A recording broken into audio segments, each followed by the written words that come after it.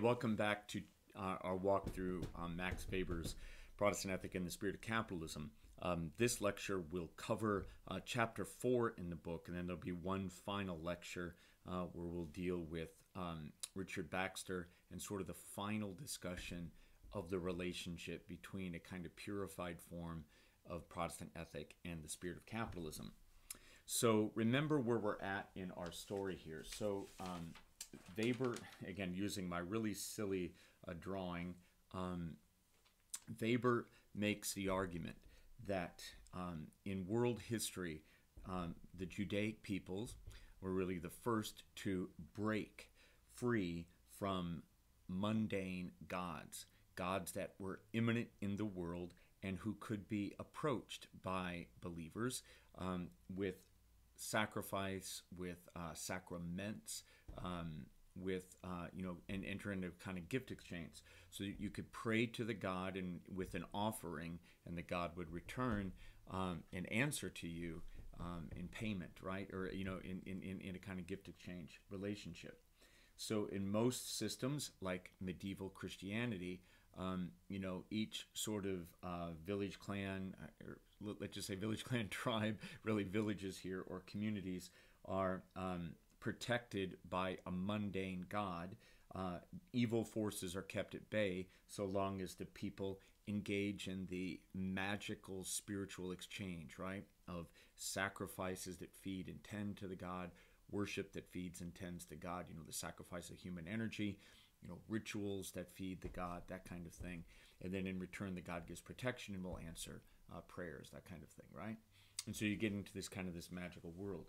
So Weber argues then that it is really Judaism that breaks with that, and that the Old Testament prophets, especially Isaiah, and then forward makes the exhorts the believers to stop sinning, and then attempting to make payment for sins. Instead, one should merely follow the law, right? So this is the work of the emissary prophets who tell us that God is not immanent in the world, but is somehow or other out of the world, supra mundane, right?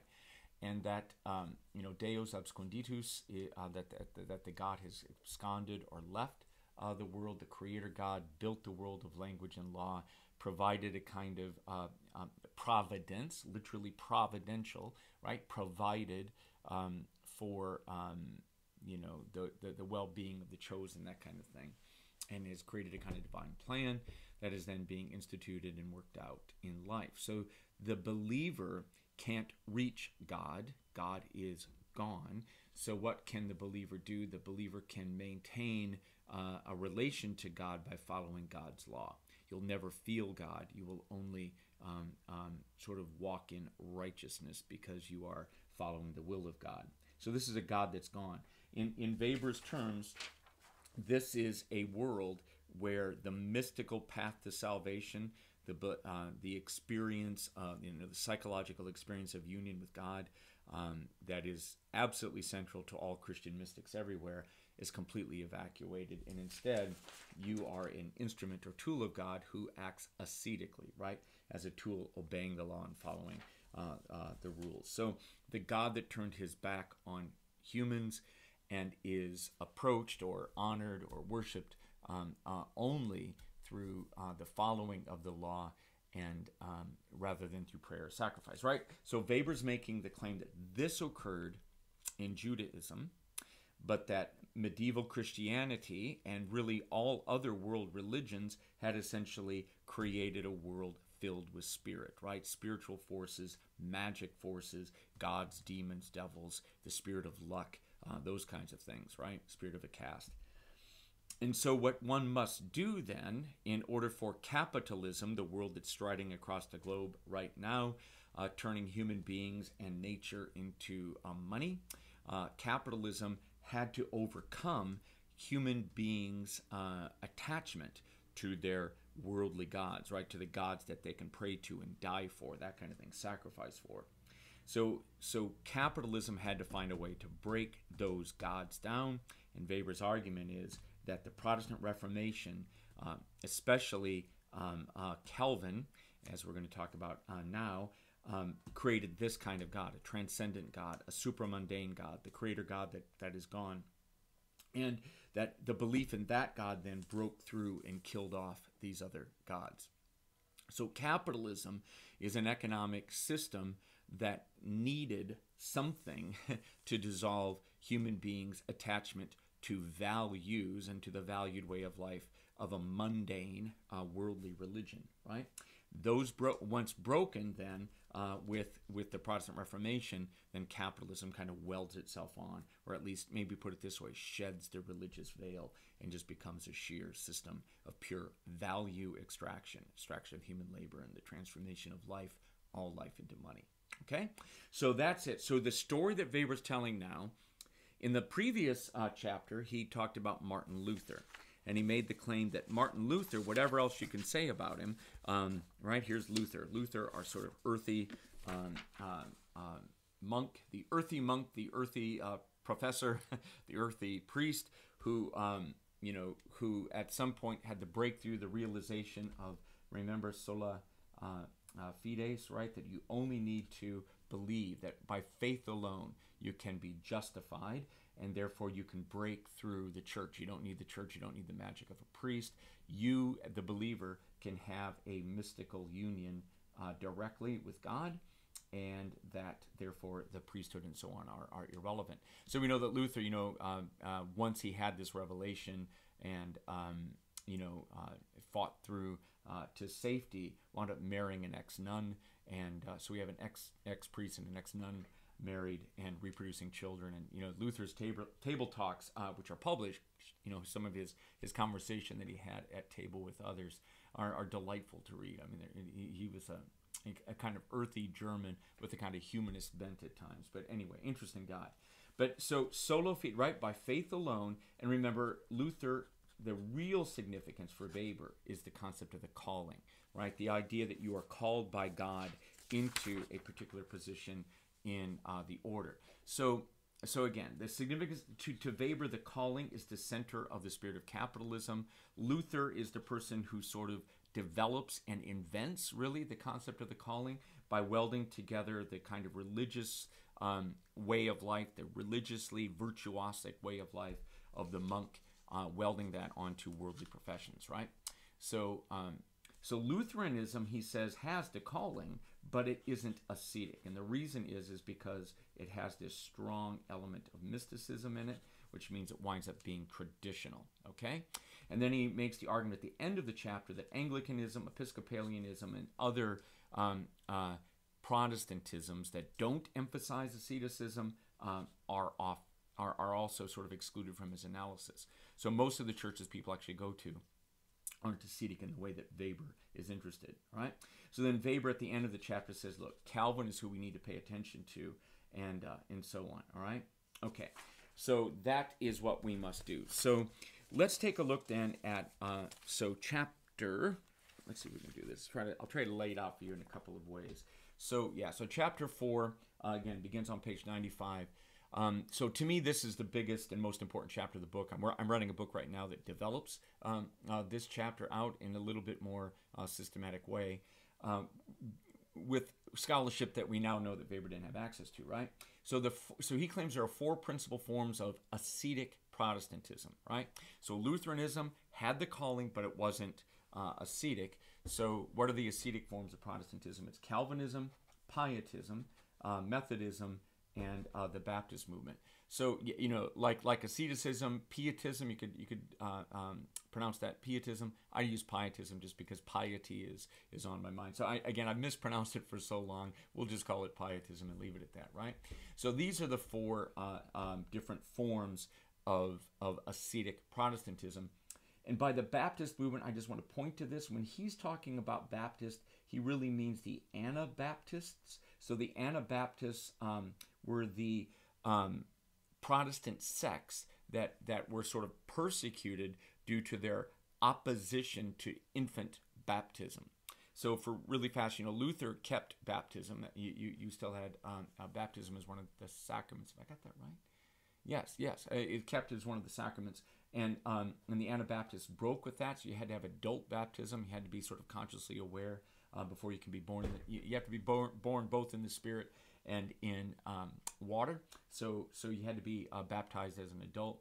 And so, so we think of them as like Mennonites, the Amish, Hutterites probably are all examples, these sort of conservative groups that really lead an ascetic life, cut off from the way of life of those around them. So, okay, so those are the four. So what we have to do then in this chapter, again, this is an old version of my book, but anyway, that he set aside Lutheranism, Episcopalianism, Catholicism. These are non-ascetic, they're mystical forms of religion that are traditional, and therefore they don't propel capitalism forward. But these four versions of ascetic Protestantism eliminate mysticism in at least some way, Calvinism most completely, and therefore launch us down a path leading ultimately to to a really, really intense attachment to callings, and then towards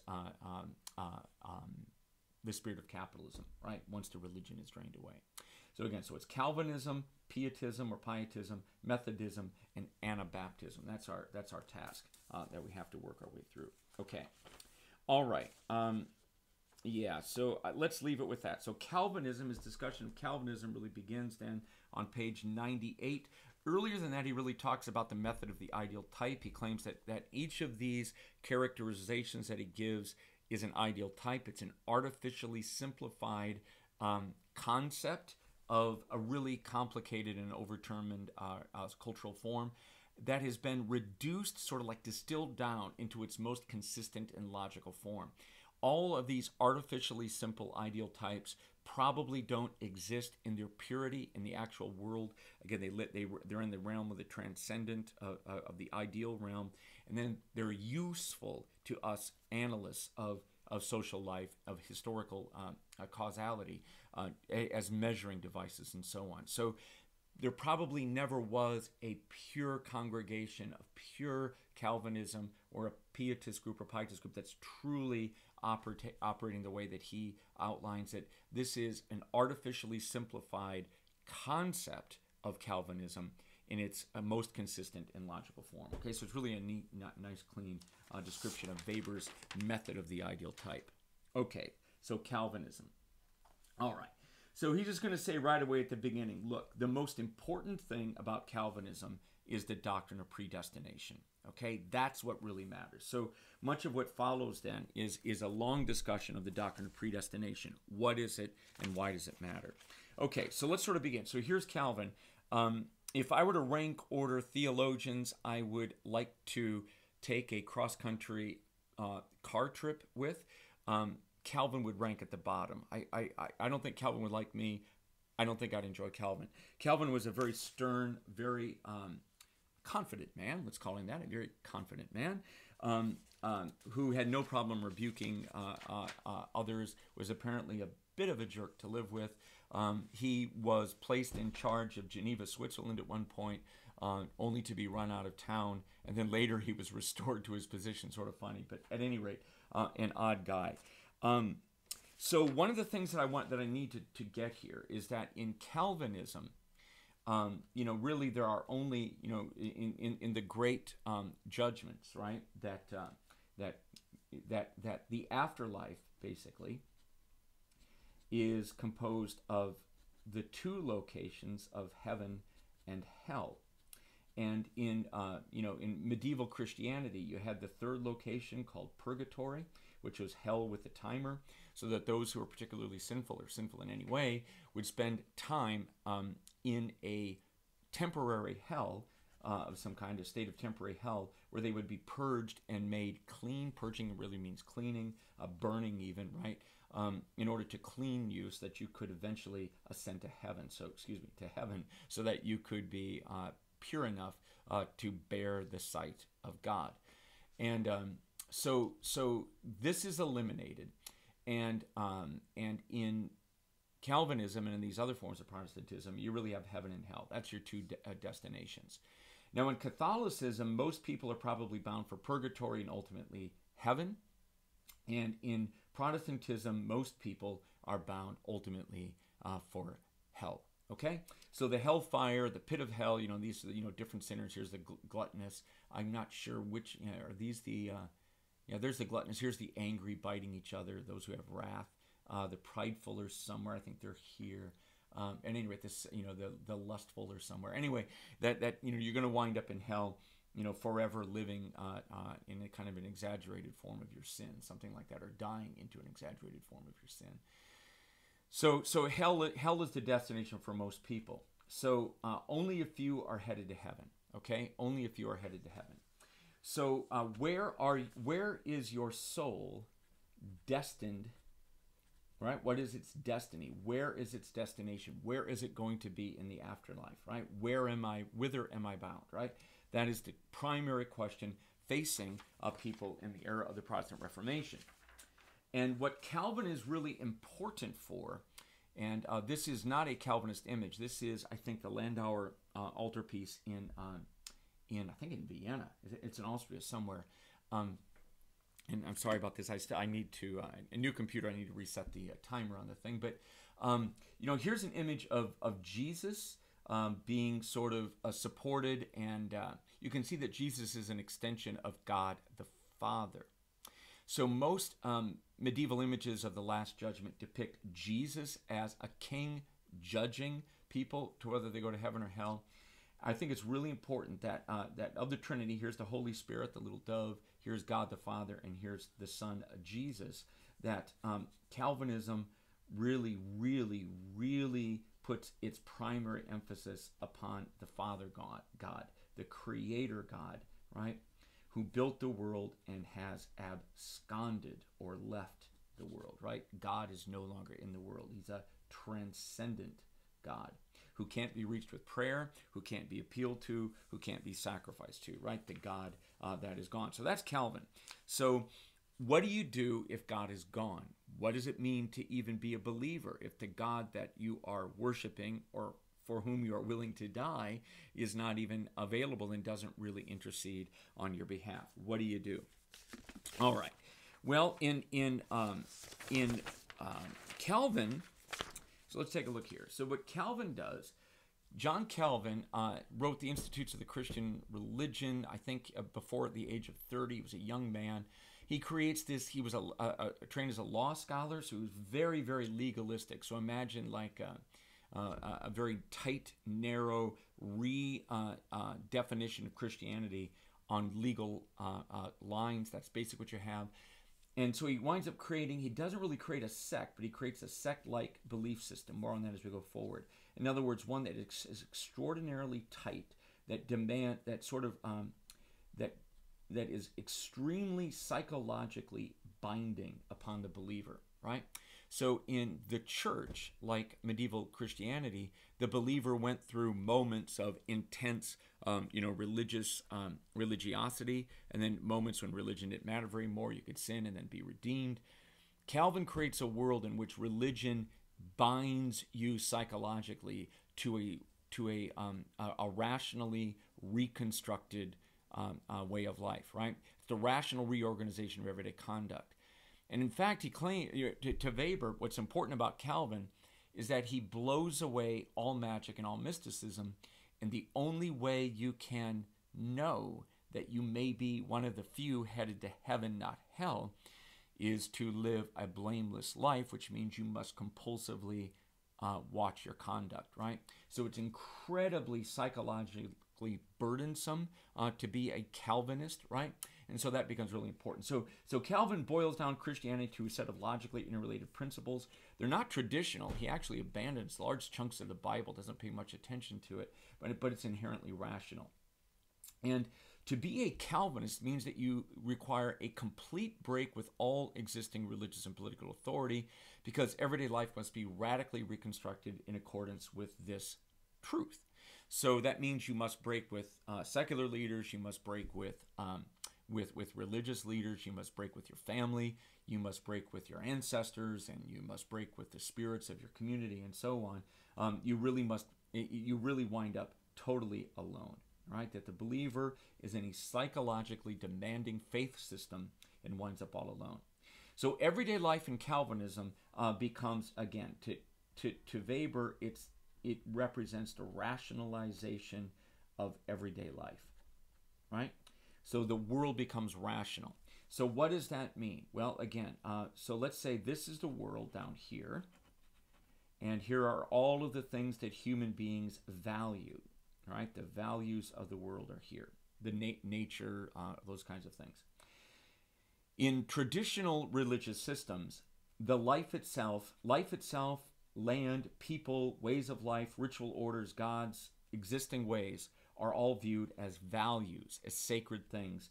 In other words, they are the ends of life, and that work and the economy are mere means to achieve the ends, right?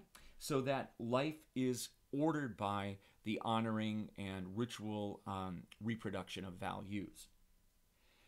What Calvin does is he basically zeroes out all values, everything, all authority relations, all gods, all demons, everything, every god, every religious value, everything's gone.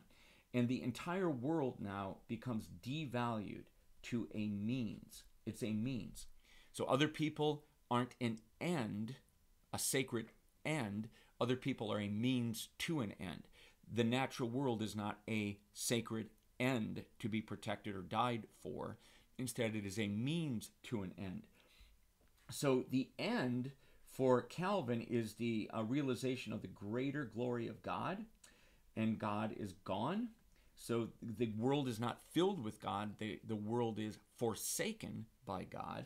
And what the believer must do is prove that they are one of the few who is saved by engaging in conduct that essentially achieves the greater glory of God. Okay? So what you're headed for, what you really want more than anything else, is salvation. You want to prove to yourself that you are one of the saved. You do it by enhancing the greater glory of God, which means you reconstruct the world along the principles of God. And as we're going to find for Weber, you do that by making a profit and a calling. So everything in life, other human beings, communities, children, marriage, sexual life, artwork, political life, everything that people value, gods, demons, angels, everything, music, it all gets jettisoned. There is no, all values are gone, and everything becomes a resource, a means to achieve the end of salvation, the greater glorification of God, and who's gone, who doesn't really care. I mean, God's gone anyhow, but there's a plan and there's a set of laws, and you must follow God's will by obeying the law and reconstructing the natural world, which is forsaken of God, and reconstructing it in a rational, godly way. So the end of life is the reconstruction of the world along the lines spelled out by God's plan. God's gone, doesn't really care. And God is all, okay, so that's the plan, right? So the whole world then becomes reduced to the means. And so again, in Weber's writing, it's in the, that the world becomes disenchanted, right? It's the disenchantment of the world. It's the despiritualization of the world, right? The end of spirit. So the world is simply a bunch of wood and meat, right? That's all it is. Human beings are simply energy sources to be exploited for profit, right? They're not sacred ends.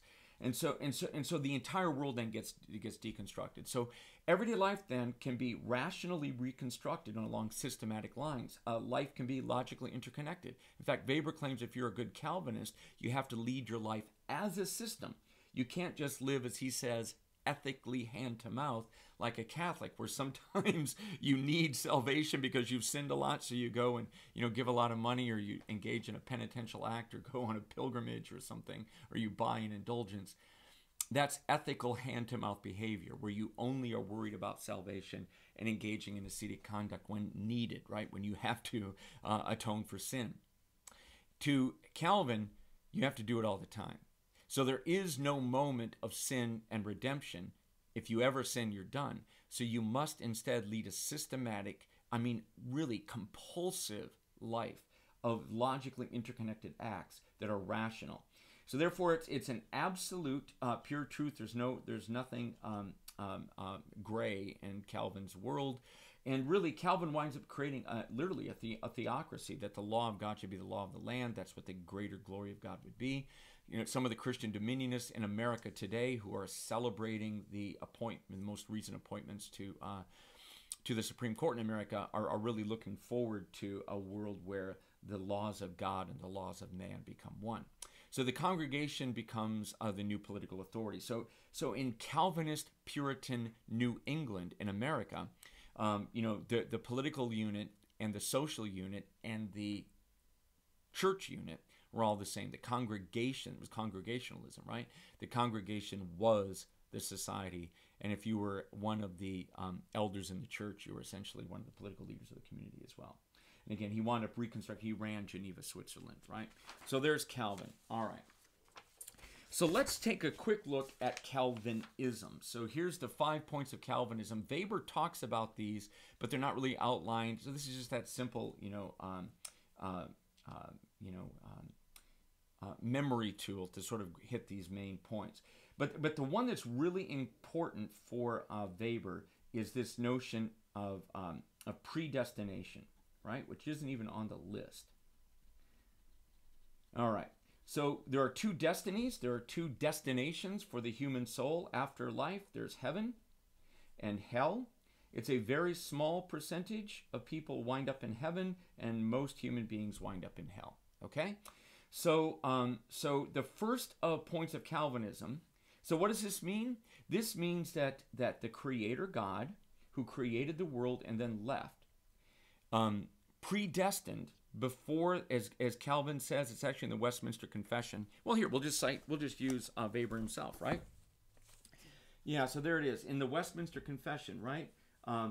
Man by his fall into a state of sin hath wholly lost all ability of will to any spiritual good accompanying salvation. We're all dead in sin. So there's nothing good about us. Nothing good about us. And you have no power to convert yourself, right? So you don't get above yourself. You have no way to do it. By the decree of God, for the manifestation of his glory, some men and angels are predestined unto everlasting life, and others foreordained to everlasting death. That's predestination right there.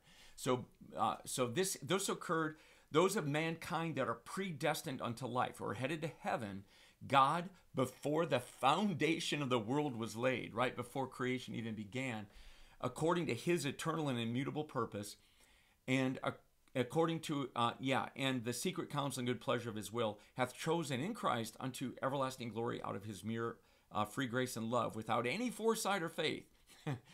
Right? There's nothing about that human that gets you. You're just a worm, right? But something God decided before he ever laid the first brick of the world, right? So there's nothing about you that does good works or perseverance or any other thing in the creature's conditions or causes, moving him thereunto and all to the praise of his glorious grace. So somebody has been so some people have been predestined, preordained, pre-selected by God, again, before the first brick was laid, to wind up in heaven, right? And the rest of mankind, the rest of us, was pleased according to the unsearchable counsel of his own will. He extendeth or withholdeth mercy as he pleased. And he's going to pass you by to ordain them to dishonor and wrath for their sin to the praise of his glorious justice. So the rest of us are thrown into the pit, right? So those who are predestined unto life, into heaven, and those only receive a call, right? He is pleased in his appointed and accepted time effectually to call by his word and spirit. So the call, you out there, I'm calling you to the Christian life, and I'm calling you not just to the Christian life, but also to not just to the Christian life, but I'm also calling you to a particular walk in life, right? A particular calling in the world, right? And then he goes on to that. And for those wicked and ungodly men who don't have that, right? For whom God is a righteous judge, your sins are going to harden your heart. You're going to have a heart of stone, that kind of thing. And then, you're going to be, exposed. God withdraws his gifts and exposes them to such objects as the corruption, makes occasion of sin, and withal gives them over to their lust, the temptation of the world, and the power of Satan. You're just given over. Whereby it comes to pass that they harden themselves, even under those means that others are softened, right? So God does not soften the damned, right? The Creator God has already determined this. I love Milton's line, right? That paradise lost, right? Though I may be sent to hell for it, such a God will never command my respect. I agree with Milton here. I've never understood the appeal of this faith system. Okay?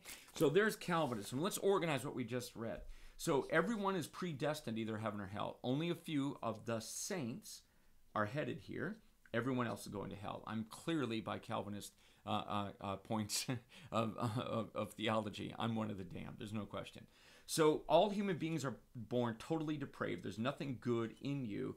Original sin is absolute. With Adam's fall, we sinned all, that kind of thing. You have a total inability to earn through works or through the work of magic or anything else to get your own salvation. If you are one of the elect, it's unconditional, right? You didn't do a dang thing to get it. You were just named and pointed to. You were fingered by God to be one of the saved, and you did nothing for it. And if you're one of the damned, you don't really do anything either. You just didn't get you didn't get the luck of the draw. Limited atonement. Jesus didn't die for your sins. I always tell people that there's bumper stickers associated with Calvinism, and the Calvinist bumper sticker is Jesus died for my sins, not for yours, right? So only the saints were atoned. So Christ's death on the cross did fulfill the covenant, but only those who were predestined to be saved were saved. The rest are going to rot in hell like worse than goats, right? If you are one of the saved, it's irresistible. You cannot resist it, which means that it is going to manifest itself in everyday life. So you cannot resist grace. You will have it, and it will be a part of your life, right? You're going to have a kind of certainty of salvation, not pride, but a certainty of salvation. You're going to feel a kind of psychological assurance that you're one of the saved, and you're going to have success in your works. So your life in the world will be marked with this. And then the perseverance of the saints, another bumper sticker, once saved, always saved. You're not going to backslide or be unregenerate, right? You're going to be generate, not unregenerate. You're not going to fall away. So the big idea, you can't resist it if you're saved, and you can't sin if you're saved. So if you sin at all, if you sin at all, if you're conscious of sin, if you're seen sinning, you've just joined the ranks of the damned. It's only those who have avoided sin, avoided the consciousness of sin, avoided the perception of sin in the community around them, and who have been successful in their callings, right? Only those are predestined for heaven, right? So you can see how difficult this whole world is, right? So Weber, let's go on with Weber then. So Weber argues that once you create this world view, it's really, really, it's this horrible decree, right? How do you do this? How do you live with this? And, like he says, human beings exist for the grace of God, not the other way around. You have to live, a part of humanity is saved, the rest damned. To assume that human merit or guilt play a part in determining this destiny, we to think of God's absolutely free decrees. So again, you have no ability to determine anything. So there's no point in praying, no point in trying to reach God. God's gone, and he's already figured out before you were born whether you're one of the saved or the damned, right? So everything is out of reach and out of trust. And as Weber says on page 104, this extreme misanthropy or inhumanity was more than the believer could bear. So the big question is, as he says, winds up becoming, how do you cope with this? So let's read this very famous section on page 104. In its extreme inhumanity, this doctrine, Calvinism, must above all have had one consequence for the life of a generation which surrendered to its magnificent consistency, right? Rationalization of the world. That was a feeling of unprecedented inner loneliness of the single individual. The most important thing in life, your eternal salvation, you have to follow a path alone to meet a destiny which had been decreed for you from all eternity, right? No one can help you. No priest, no magic's allowed. No sacraments, no magic's allowed. No church, no magic's allowed, right? And ultimately, as he said down here, no God. For even Christ had died only for the elect, right? Limited atonement, for whose benefit God had decreed his martyrdom from eternity. All right? So this is the complete elimination of everything, of all salvation through the church and the sacraments, right?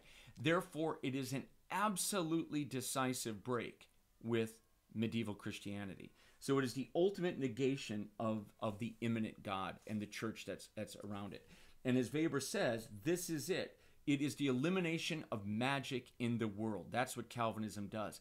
Everything of value that is valued, all values, everything that people care about is wiped out. And all of the magic sort of chains that bound humans to these interaction rituals and social rituals that bound people to repeat the cycle of sin and redemption, and to honor their society by continuing a traditional way of life. It's just drained away.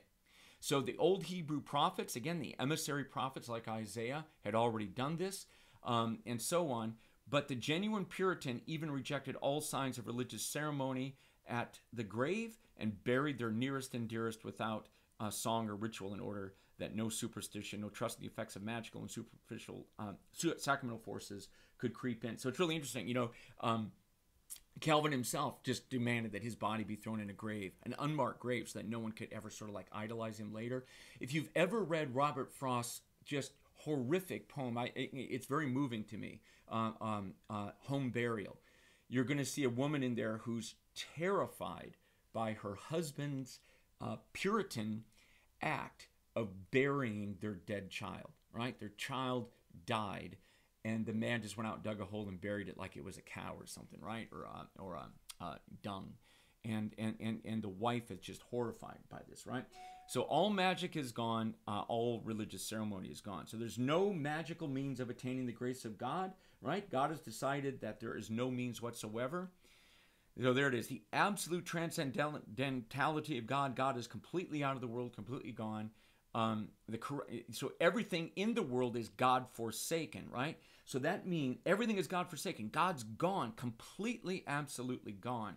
So there's no remnant of God left in the world. So you can bulldoze a church, you can bulldoze a society, you can bulldoze a grave, right? You can burn books, you can do anything, because there's no remnant of God remaining, right? God is gone.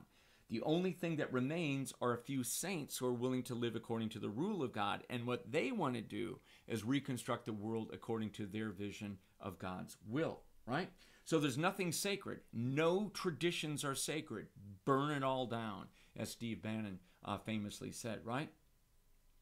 So it's an entirely negative attitude. Everything about the world is negative. So it's a negation of the whole thing. Wipe it all out. So, again, the Ghostbuster notion that you take a thing and you strike it out with a little, circle with a line through it, that's what it is. You negate it all. They are of no use towards salvation. All elements in culture, all sensuous things, everything is gone. It's a fundamental antagonism to sensuous culture of all kinds. And it forms the roots of that disillusion and pessimistically inclined individualism, which you find among Puritan people.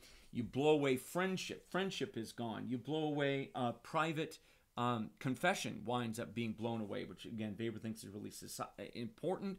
If you blow away the confessional, you blow away absolution, you've blown away any mechanism to pay for sin, which means there's no release from guilt, right? That you wind up the psychological encumbrance of guilt. You are encumbered with the burden of sins for the rest of your life because you can't dump it to get rid of it, right?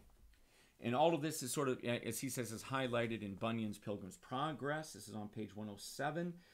Highly recommend that you read it. So he mentions here, Pilgrim is the man who walks away, leaves the city of, so that's what the pilgrim is. It's a pilgrimage away from the city of destruction towards the celestial city. And so Pilgrim's the ultimate Puritan, basically, Calvinist. And he decides, holy cow, I'm about to die. I'm caught in the city of destruction.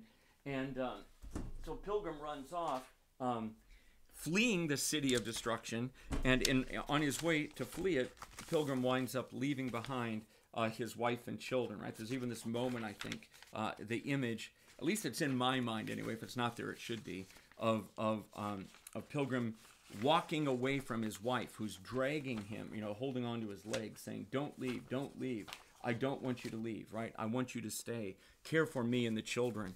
and he refuses to do it. Basically, his salvation matters to him far more. And I can't find my image of that particular image, which I had here, which I cannot find. But at any rate, I highly recommend William Blake's illustrations to Bunyan. They're fantastic, and he has this detailed. Yeah, so he gets to call you, Pilgrim, go, leave. You must leave the city of destruction. He takes up his pilgrimage and leaves his wife and child, clinging to him, but stopping his ears and his fingers, crying, life, eternal life. He won't even hear the pleas of his children. So this is that utter loneliness. And again, what Weber tells you this story, it's on page 107. Fix this in your mind. Nothing is sacred. Nothing is sacred. Nothing is sacred. The pursuit of life, eternal life, right? Proving to oneself that you are one of the few who is saved is more important to you than your children, than your family, than anything, right? So the religiously tuned virtuoso, the person who's most sort of interested in religion, is the person who's going to abandon everyone in pursuit of their own salvation, right? And so that becomes the thing. The faithful Puritan thinking only of their own salvation. Everything else is left behind. Okay, so there it is. Oh, yeah, and then he talks about, Gottfried Keller's moral cone maker. I don't have time to talk about that, but he has other great examples as well. Yeah, so there we go. All right. So then, once you believe that the world is depraved, like Calvin does, it can either lead down the path of fundamental self-humiliation, being really, really the mortification of the flesh, and otherworldly asceticism, basically killing yourself in body in order to achieve salvation in the afterlife, treating this world as a thing that doesn't matter, treating your body as a thing that doesn't matter. Like Ignatius Loyola, who tied a cord right tightly around his leg underneath his knee to mortify the flesh, right? Basically, killing off the use of a leg, as a religious ritual, right? Or wrapping, girdles that have, basically spikes sticking into the skin, mortifying the flesh, sleeping on uncomfortable thing, that kind of stuff. Like Luther actually, exposed himself to the cold as an act of mortification, right? So you can either go that route towards the mortification of the flesh and the direct expression that the world is God-forsaken, God-damned even, and that you, as a being of spirit, even view your flesh as something that is part of the world and therefore damned or forsaken, right? So you're just going to basically, I think it's Saint Teresa, I think, who says it, right?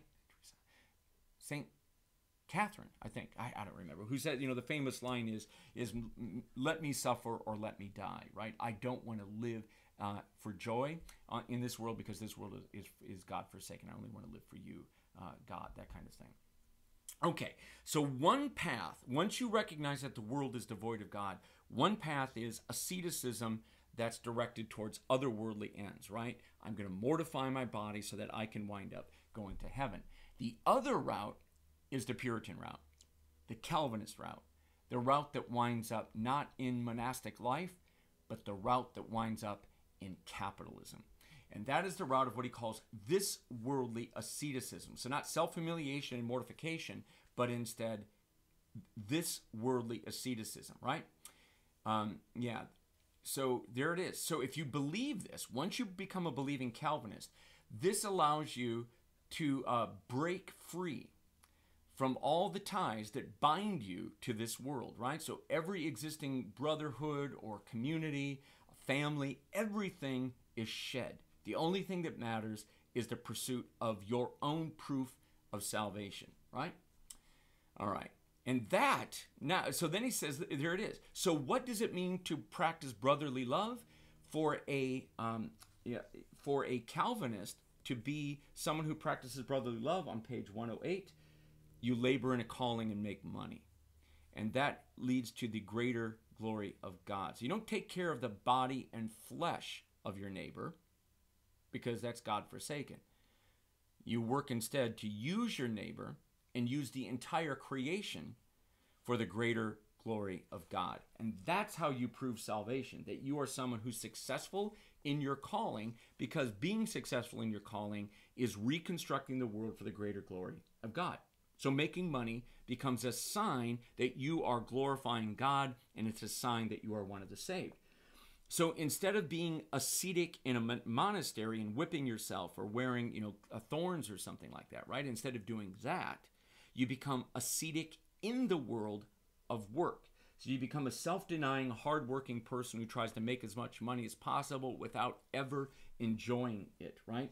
And so that's where you wind up. So that's the Calvinist idea of the calling. So the Calvinist idea of the calling is you're working like hell to prove to yourself that that's not where you're headed, right? You work like hell because you don't want to be one of the people going there. So you work really hard to prove that you're one of the few people going to heaven. You're one of the saints, right? All right.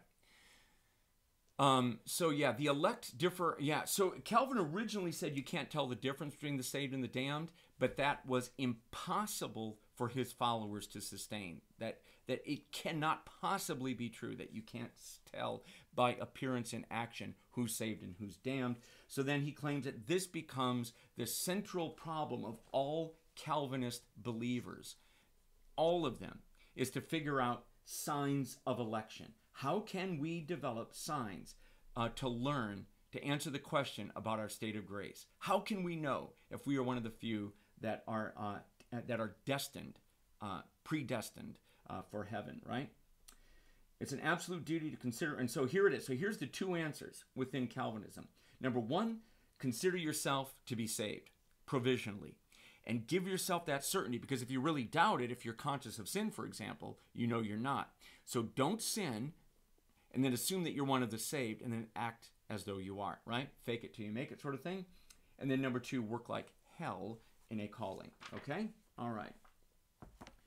Yeah, there it is. So you become a self-confident saint. You act in the world as a self-confident saint, using people, making money, reconstructing the world to maximize return, forcing the non-believer to obey the laws, forcing workers who want to go drink to be sober, imposing God's discipline, God's order upon even those who are hellbound, right? Yeah. And all of this is done not to earn salvation, but to disperse religious doubts and give the certainty of grace, right? It's to dispel religious anxiety. That's the entire point, is to dispel religious anxiety, okay? So the reason why you do this is not to earn salvation. You're doing it to prove to oneself that you're already saved. So there it is. So in Luther, the highest religious experience was the mystical union with God. That's on page 112, 113. That's completely gone. So to Weber, the reason why Calvinism is the single most powerful driver of a society into the spirit of capitalism is because it completely and totally negates mysticism. It is completely gone, right? You can never have your sins forgiven and so on. It's completely gone, right? So it's completely gone. And so you are becoming an ascetic person in order to psychologically give yourself certainty of salvation, right? So you're not going to have a mystical union with God. That's not the goal. And that's maybe the reason why, like, a Christian mystic would beat themselves or engage in ascetic conduct. It's to have a mystical union with God. The Calvinist knows that's impossible. God's gone.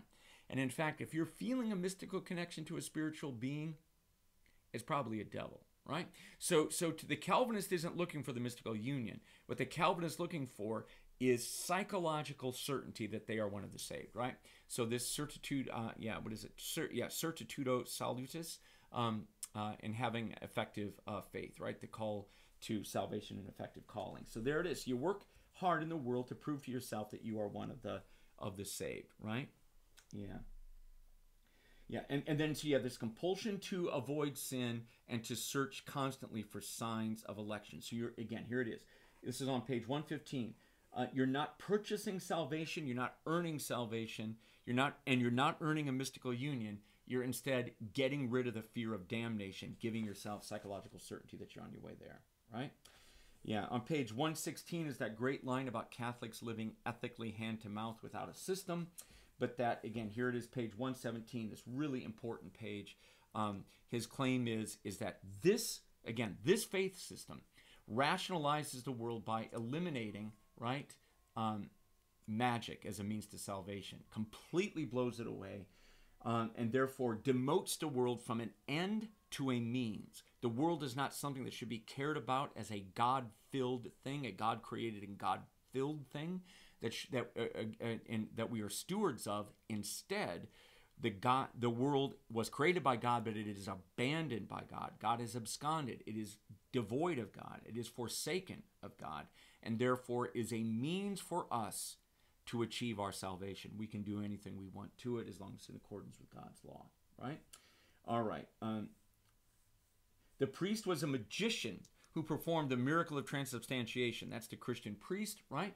Who held the key to eternal life, and he had dispensed all of these things. So again, the priest was a magician, and Calvinism blows away every last remnant of magic, including the church itself, right? And therefore, you must live your life by a consistent method of conduct. So Methodism is an application of Calvinism in a kind of, Pietist and a Baptist way. We'll talk more about that as the next one. And again, you do away with the Catholic cycle of sin and redemption, and you lead a methodical or perfectionist life, right? So the life of the saint was directed solely towards salvation. Salvation was the sacred thing you're pursuing.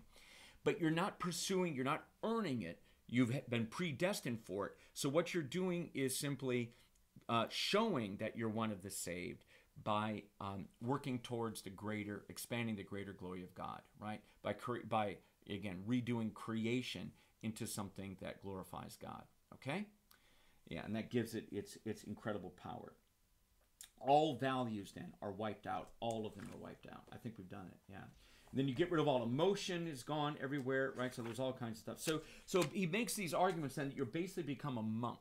So in Catholicism, it was the monk was the only pure religious person who was ascetically motivated in order to arrive at a mystical moment. And here, that's all blown away. And instead, the Calvinist works like a monk in the world, ascetic as a monk, self-denying as a monk. But you're doing it, again, not in order to have a mystical union. You're doing it in order to prove that you're saved. And you're not doing it in a monastery. You're doing it, this ascetic hard work, out in the world making money. Okay? There it is. Mundane occupations, mundane, in-the-world occupations, in your calling. Okay?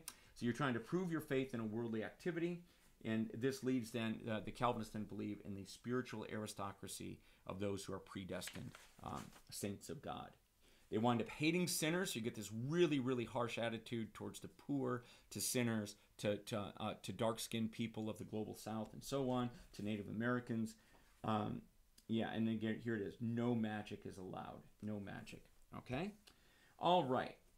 Okay, and then they're an Old Testament. They tend to read the Judaic Old Testament rather than Jesus. Jesus, as Weber says on page 123 and 24, is no Calvinist. Jesus is not a Calvinist, right? So instead, you've got to go to the Old Testament to reconstruct something like Calvinist beliefs, okay? So Jesus wasn't a Calvinist. Calvinists think they're the only true Christians, and Jesus wasn't one of them, okay?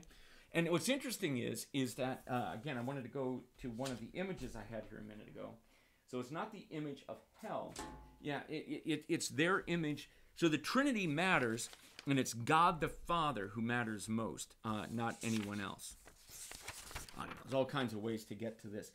These are some passages from the great poem by Wigglesworth, the American Puritan, who by the rod were turned to God and loved him the more, nor murmuring nor quarreling when they were chastised sore. So you beat the daylights out of children. You literally beat the devil out of children. By the rod, you're turned to God, right? You beat your servants. You beat anybody, right? Really harsh physical punishment, harsh punishments for anyone who dare violate the word of God. And you're not really trying to save anybody. God did that long ago, right? You're not going to save anyone. You're simply going to force people to live in accordance with the rule, discipline, right? So you get this really harsh punitive justice that goes along with this. And then here's some things about predestination, limited atonement. Anyway, I had all these kind of things.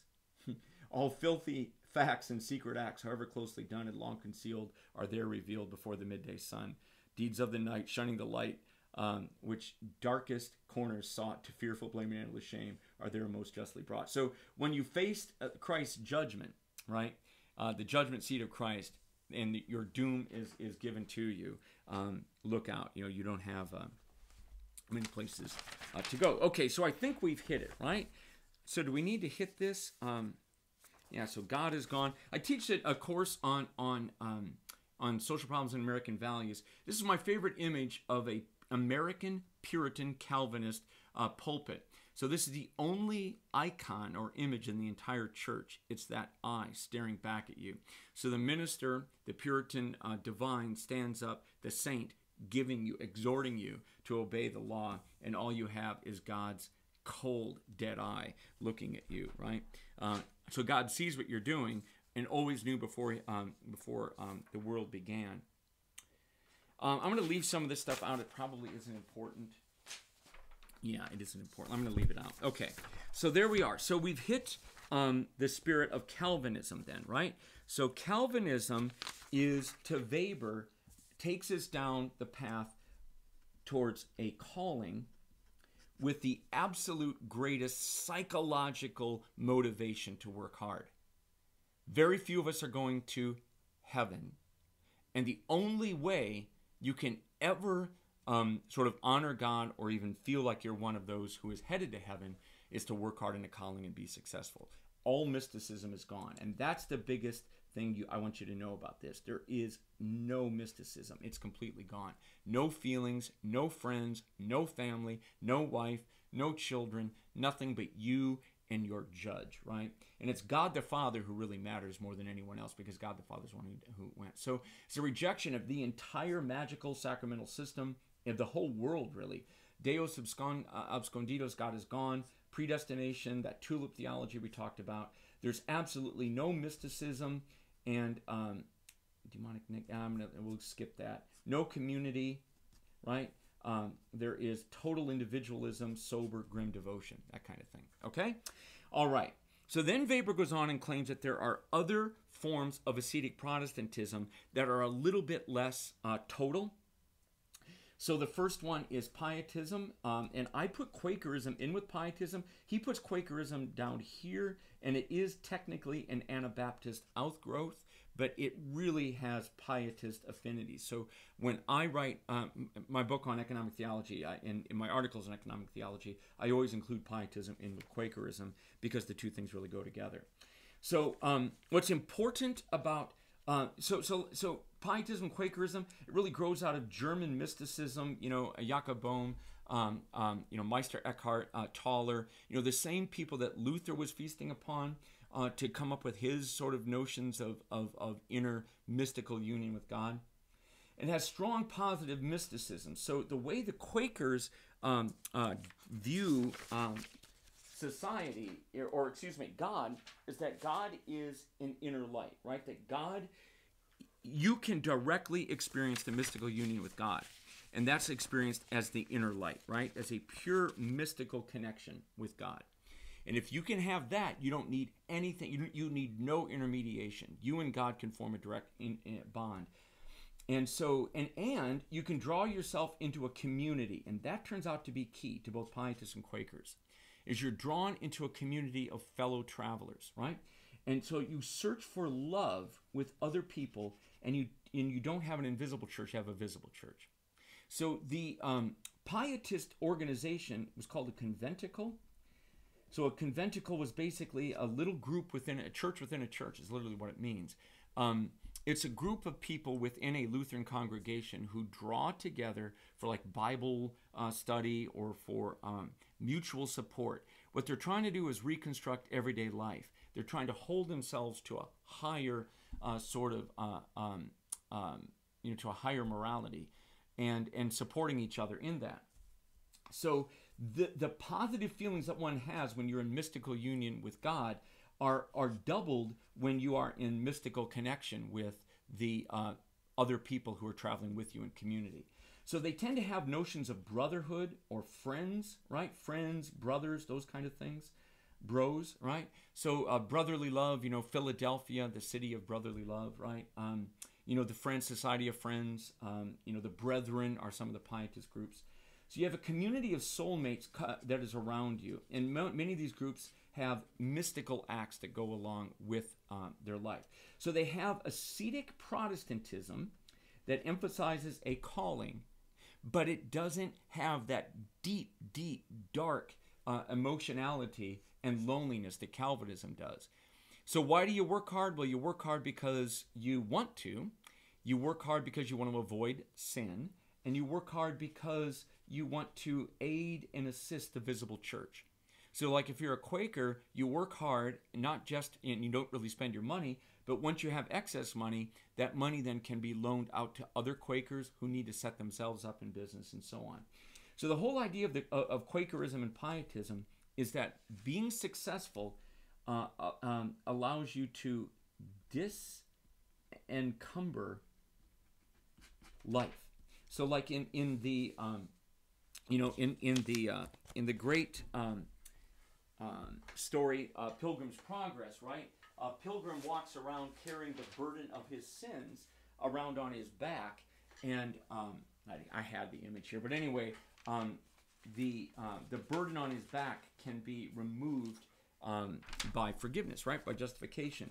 So what you want to do is bring everyone into the community, or as many people as possible, and you do it by disencumbering people, removing poverty, removing worries, material worries, and so on, so that the world can be thrown away like a light cloak, as Weber says, and you can live instead in the Spirit. Okay? So people work very hard, but you're doing it in order to sort of help your community. Among some of the Pietist groups, I actually traveled to Zinzendorf's Herrnhut, and missionary work was a main activity. So you work hard to fund a missionary activity as well. Okay, so unlike Calvinists, you're not alone. You're living in a community of soulmates, right? Mysticism and love, that kind of thing, right? Your brothers and sisters, your friends working together. So you have feeling and so on. And so you still have a calling, and you're working hard in a calling, but you're not doing it to prove that you are one of the saved. You are instead doing it to further the well-being of the community that you love, that kind of thing. Okay? All right. So, and then then the third type is Methodism. All right? Methodism. So Methodism is, it begins in Wesley, who's the founder of Methodism. The Wesley brothers actually lived for a while at Herrnhut and studied, with Zinzendorf and Zinzendorf's followers. But the whole notion of Methodism is that you go through, you have a double conversion experience. So you're twice born, you're reborn, which is an emotional conversion, right? Where you get rid of salvation. So, most versions of Calvinism have two callings. You have the general calling where you're called to the spiritual life. In Calvinism proper, this is a very negative thing, right? You focus upon what will happen to you if you're not one of the saved, and then you begin to imagine yourself one of the saved. That's the general calling. And the special calling is choosing, the position in life in line with your talents and gifts, your talents and tastes. And then, you do apprentices and so on to find the socially useful, morally sound, ethically performed job or labor in line with your talents and tastes, right? So there's a double calling. All right. Well, in Methodism, the first call, right, is this sense that you are saved and that the burden of sin has been removed. You're justified. Now you're sort of happy. But now there's a second call, and your second call is to a calling, a particular walk of life, a particular, again, just like these other two groups, you're called to work hard in an occupation in the world and make money, right? Pursue profit hard and ascetically. Don't enjoy it, but work hard and ascetically, making as much money as you can. So you have rational ascetic pursuit of perfection in the world. So that's the second blessedness. So after you get the positive feeling of being saved, you now are given this second call to work hard in your calling to become more perfect.